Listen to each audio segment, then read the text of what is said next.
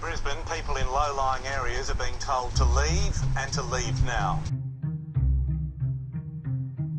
The Brisbane River behind me has broken its banks. The city is virtually in lockdown. Out in Ipswich, which is west of the city, the river there is expected to peak at 22 metres. Right now with all of those suburbs. Now, the Queensland government has compiled this list. These suburbs are under the most serious threat, Pete, and flooding is extremely likely in these areas tonight. And look, authorities are saying that if anyone lives in any of these areas, it's time to get out now. It became choked as workers fled the drowning CBD, but by the minute, there were fewer ways out. The following other roads are closed due to flooding. The river slowly swallowed everything on its banks. Boat ramps, the first to go, a pontoon split in half.